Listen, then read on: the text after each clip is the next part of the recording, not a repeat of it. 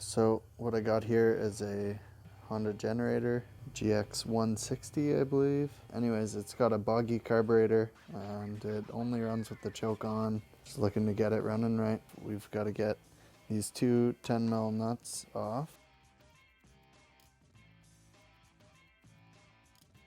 Gonna pull this wing nut off the air filter.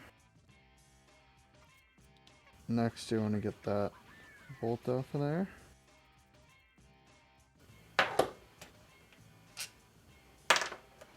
Okay, you're gonna want to make sure these switches are pushed to the left side. Pull that cover off of there.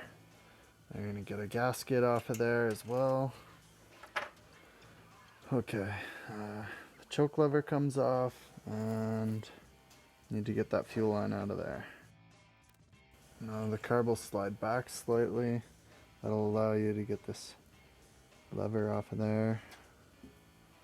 Now you're going to want to be careful removing that spring so that you don't bend it.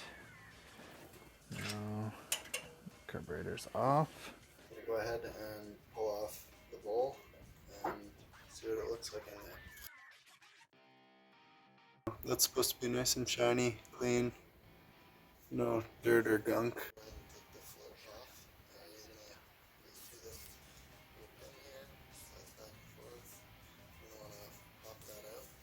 Now sometimes those get stuck.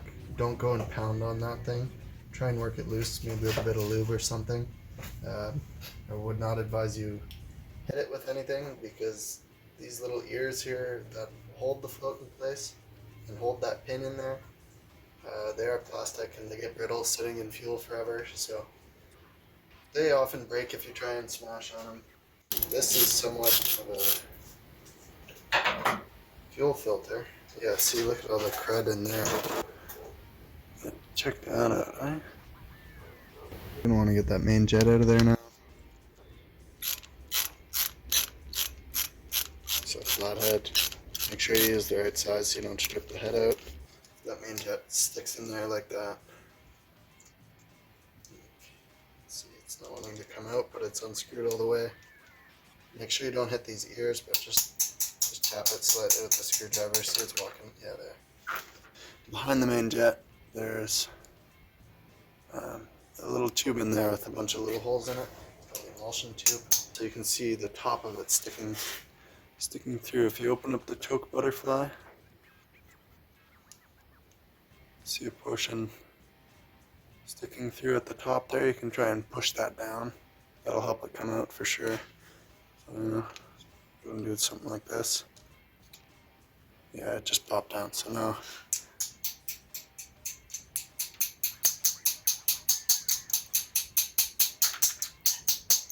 there you go. So you're just going to want to unscrew this little screw here. Now that that's out of there, should be able to just pry this up ever so gently. Make sure you don't damage it.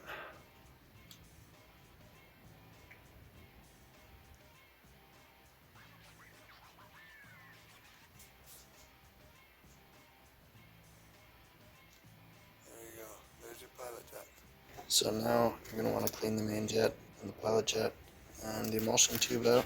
I'm going to do that. I'm going to use these little drill bits. I've got these from Snap-on. These are pretty expensive. I've snapped a couple. Anyways, if you can't afford these, a more regular item you can use is a wire brush. So you're literally going to separate one bristle away from the rest of them. See what I've done here? And you're going to want to just jam that right through the main jet and just pull it back and forth throughout. You know, if you can fit two of them in there, do it. Brake clean that. And blow that out with some compressed air.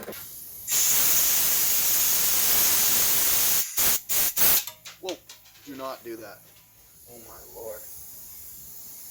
Be careful, hold on to the jets. The pilot jet here, you're going to want to run it straight in through the end, just like that.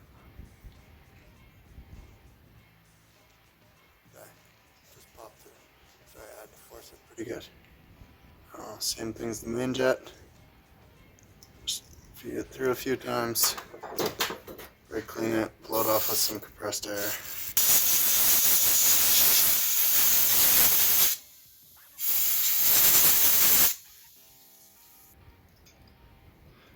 So there you see, got the wire through both sides.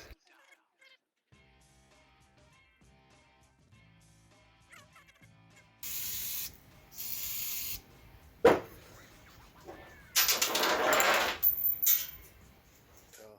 sneaky these little buggers can be. Look at that. It looked forever. Sneak peek at next little project.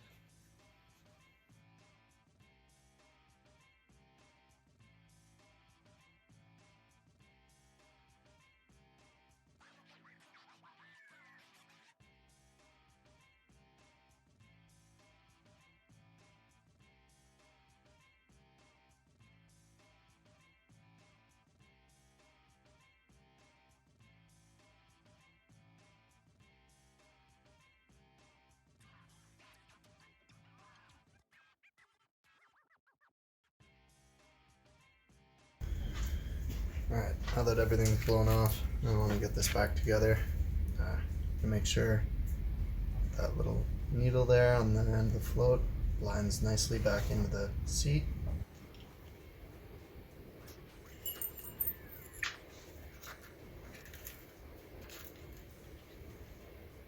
In through.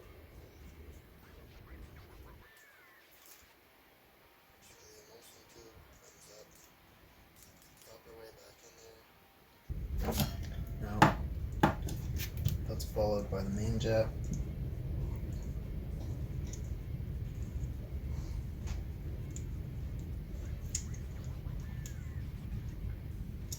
You're not going to want to go too tight with this. Make sure you're able to get it off. So you can put the hole on there. You want to make sure that you position the drain bolt 180 degrees from the on-off valve for the fuel, because that will allow you to drain fuel from this without removing the carburetor. You can just access the drain bolt without removing anything else. Same thing with the drain bolt. Don't go monster tight. Just make sure it's sealed and it's good enough. Again, it has to come off as well. At some point in its life, I'm sure it'll have to come off again. Don't screw yourself over. As you saw, I put that rubber O-ring back in there before I put this little fuel filter thing back on there. Same thing with that. Just snug it in. Nothing has to be monster tight. You're gonna want to slap the pilot jet back in there. I like to push it all the way in by hand, and then put that little screw that holds it in there back on. If you have an application where this acts as your idle screw, you're going to want to just keep in mind around where this was positioned when you removed it. That way when you start this up, it's not idling too low or too high. So now I can put this carburetor back on there. Just slide that on there. Make sure you put the throttle linkage on before you slide it too far.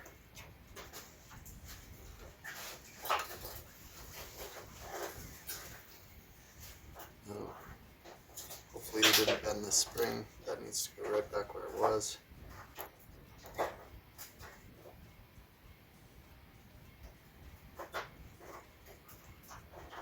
Okay, slide the car back, fuel line back on it. Just to make sure that nothing is leaking fuel. You don't want to switch the fuel on. Just make sure nothing's leaking out of it. So check this gasket around there. That's often a spot that leaks. A little fuel filter here too. And bolt that holds the bowl on as well. There's a gasket there. Make sure those are all sealing well. As long as you don't see any drips right away, really, you should be fine. So, just a quick brake clean. Quick wipe with the rag. Should be okay.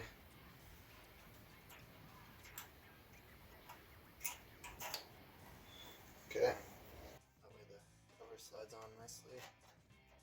And you're going to want to line this little PCV tube up here. Okay, we're talking. Put this 10 mil back in. We're just going to want to get it in there. Don't snug it in just yet. Put these two nuts on. Okay, now that those are in and snugged in, snug in the top bolt. So now we'll put the filter on there. Now, not all GXs are going to be the same, but most Honda GXs are within the same idea. You know, whether it's the same carburetor, just larger, smaller, usually all the same, different airbox or something, basically the same. If you have a bigger one and you're wondering if this is going to work for you, it should. Alrighty, this thing's all dialed in. Fuel's on, choke's on, engine switch on.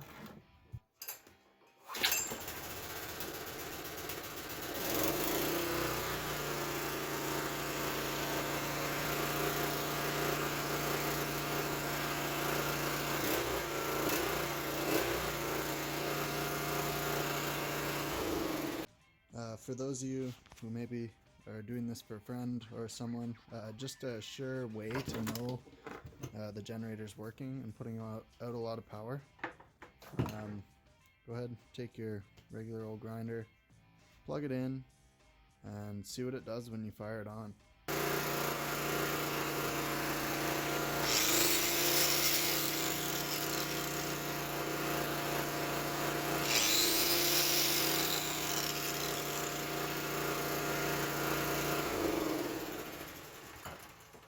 That's good. It's behaving well.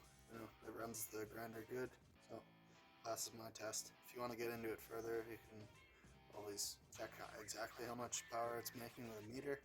Well, there you have it, folks. Little generator's fixed. She clearly ran the good. Choke off. So there you have it. Hopefully yours runs. If you got any questions, ask away in the comments. I got you.